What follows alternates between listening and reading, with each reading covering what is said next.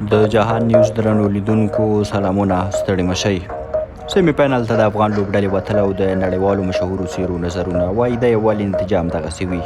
نور جزئیات را سره ویډیو کې وګورئ او چینل هم سبسکرایب کړئ. د ګلبدین لخوا ځان زخمی ښودل که څه هم په لوبه کوم تاثیر ونه کړ، خو یو شمېر پاکستانیان لکه د سپي غاپې وایي چې افغانانو ټګي وکړه. دا هغه پاکستانیان دي چې خپلو لوبغاړو یې خپل هیواد او لوبې په پیسو خرڅې کړي. اوس راځو د څو نورو مشهورو لوبغاړو نظرونو ته.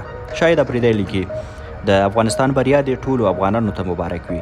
د راشد رهبري او د نوین غوره بالنګ نړۍ ته وښوده چې یو ټیم په یووالي، لیوالتیا او مینه کولی شي هر څه ترلاسه کړي.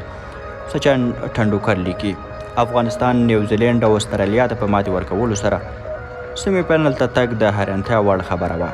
د نن ورځ بریا ستاسو د کلک هوډ او زحمت پایله ده. زه ستاسو په پرمختګ ویاړم، دوام ورکړئ.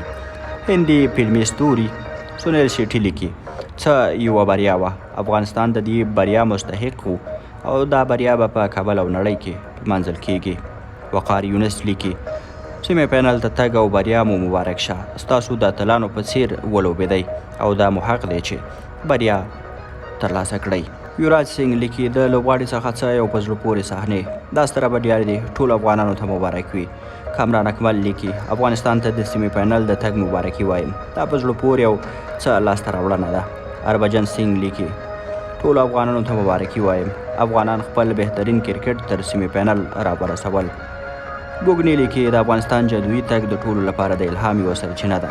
درنو لیدونکو، تاسو هم خپل نظرونه را سره شریک کړئ چې آیا افغانستان به راتلونکې لوبې وګټي یا نه. له ملتیا مو مننه، ښه وخت شوی.